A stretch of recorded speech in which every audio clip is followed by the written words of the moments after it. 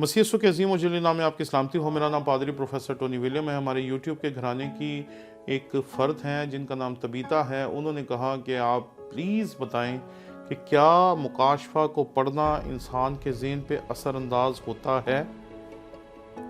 बिल्कुल होता है। जब भी आप किसी इल्म को हासिल करते हैं तो इल्म आपकी ज़ात पे असरअंदाज होता है, लेकिन जिस तरह का असरअंदाज आप कह रहे हैं या जैसे कि हम अपने माशरे में समझते हैं, पाकिस्तान दुनिया का वाहिद मुल्क है जिसमें यह समझा जाता है कि बंदा पढ़ने से पागल भी हो सकता है। बंदा पढ़ने से पागल नहीं होता।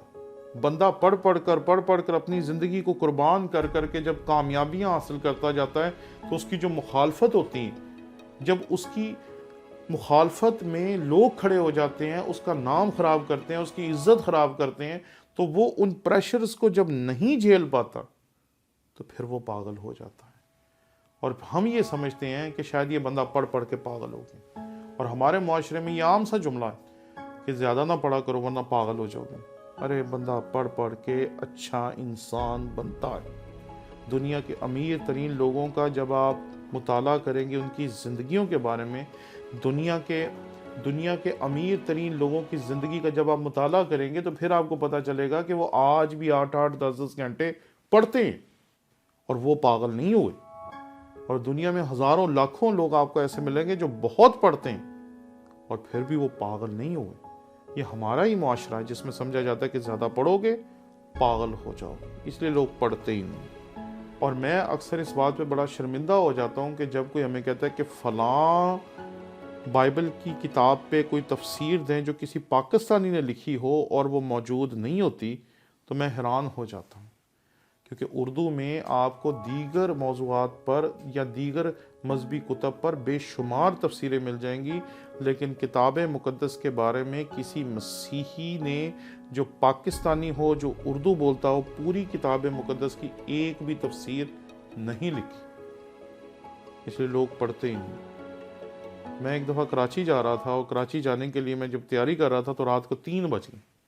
तो 3 बजे तक मैं स्टडीज़ तैयार करता रहा और सुबह 6 बजे मैंने फ़्लाई करना था, तो मैं सोया नहीं। मैं कहा सारी रात पढ़ते रहते हैं, मैं जहाज़ में सो लूँगा। जब रात के 3:30 बजे तो मैं थक के जब पीछे बैठा तो मैंने कहा कि यार टाइम तो 3:30 हो गया और मैं तो मुकाशफा पढ़ रहा हूँ। तो कहते हैं कि जब आप मुकाशफा पढ़ते हैं रात को बैठ के तो ना सिर्फ उसका आपके जहन पे असर होता है बल्कि आपके इर्द गिर्द परियां भी आ जाती हैं।